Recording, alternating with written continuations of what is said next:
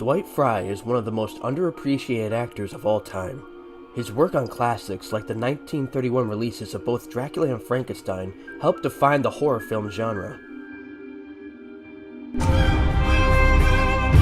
I could see that there were thousands of rats with their eyes blazing red, like his, only smaller.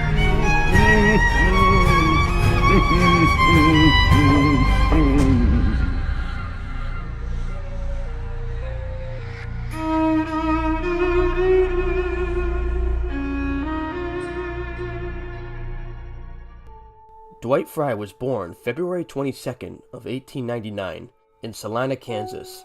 His parents were uniquely opposite, with his dad a farmer and his mom a scientist and practicing Christian.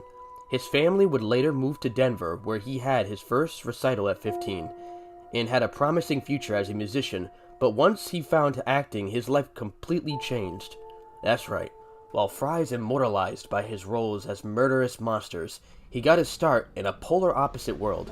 Before he became the face of horror on screen, he studied music as a concert pianist. After graduating high school, he had a short-lived job as a secretary as he studied under renowned drama coach Margaret Feely. Then, in his 20s, he made a name for himself as a stage actor, working mostly comedies. From there, he went on to join Denham Stock Company, where he performed musical specialties. He toured the country shortly thereafter. Frye became a Broadway star with his success in Luigi Pirandello's 6 Characters in Search of an Author. He also played Melville Tuttle in A Man's Man, acted in Rita Coventry as Patrick Delaney. Shortly after the influenza outbreak of 1918, while playing the Woodward Players in Spokane, he met actress Laura May Bullivant. The pair started dating and would later get married. Laura and Dwight's mother started a tea room near Central Park, and because of Laura's connection with the acting inner circle, the place became a hit with Broadway's biggest stars until it had to close following the Wall Street crash. This misfortune led Dwight to Hollywood, where he would cement his legacy.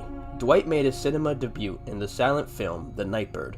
Perhaps this early role would foreshadow his history of being underappreciated by his own industry, since his role was so short despite already having a long and credible acting resume.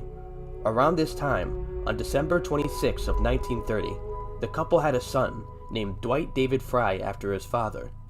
In his early days in film, Dwight Frye Sr. was cast in minor comedic roles, but once sound made it to the big screen, Frye found his niche as the villain. In Dwight's first movie with audio, he played Monk in The Doorway to Hell. Monk was a vicious gangster with a cast consisting of James Cagney and Lou Ayres. From there, he had a role in Man to Man where he played another villain, this time known as Vint Glade. Frye shines in this movie with his sarcasm and humanizing portrayal of an antagonist with a crushing final scene that's one of his best moments. When Frye auditioned for his immortal role as Renfield, he faced stiff competition from former co-star Lou Ayres and another famed actor at the time, Bernard Jukes, who already played Renfield on Broadway.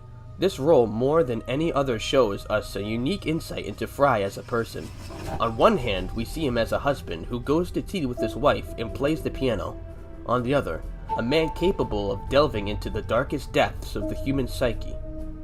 Renfield begins as a gentleman before devolving into a deranged lunatic in service of an even greater evil. His role serves to keep the tension high and setting the bar to show just how evil Dracula really is. And Dwight's role as the Wilmer Cook, the Gunsel, in the 1931 adaptation of The Maltese Falcon also has a place in cinema history.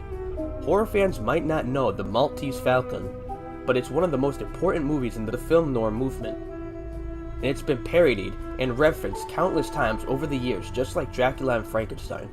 In this version, the directing gives strong hints that the characters, Caspar Gutman and Wilmer, had a homosexual relationship. This version came out before the notorious Hays Code clamped down on artistic expression, named after the president of the Motion Picture Producers and the Distributors of America, Will H. Hays, and otherwise known as the Motion Picture Production Code. This document was the industry guideline for self-censorship to ensure films would be suitable for production and airing in theaters. The code didn't specifically target homosexuality, but at the time it was implicitly understood to fall under the branch of sexual perversion. which was banned. The more well-known adaptation of The Maltese Falcon in 1941 reimagined the relationship of Wilmer and Casper to fit within the now strictly enforced code. Here, Dwight Frye carried on using his face to tell us the dangers of his character rather than words. Yet again, Dwight seemed to be snubbed in this otherwise pivotal role, as the 1941 version gave Wilmer far more screen time and dialogue. Frye followed up two timeless roles with a third that same year. This time he played Fritz in James Whale's Frankenstein. When Frye first made it to the role, Robert Florey was directing. Under his vision, Fritz was mute. Another slight to such a prolific actor. Thankfully, when Florey was dropped from production, James Whale came in and developed Fritz and even made room for Frye to improvise on set. Whale was so impressed by Frye's performance he would go on to cast him in 5 more movies. Dwight's terrifying yet hypnotizing gaze in roles like Renfield earned him the nickname the man with the 1,000-watt stare, and the body count of his on-screen killings gave him the second nickname, the man with 1,000 deaths. He wasn't cast as just any villain.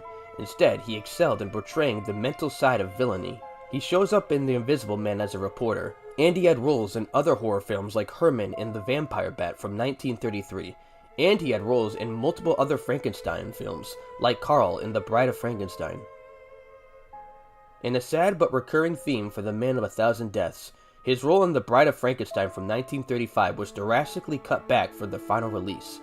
Originally, his character was a part of a subplot that involved killing a burgomaster acted by British actor E.E. Clive, who had roles in other famous films like Pride and Prejudice.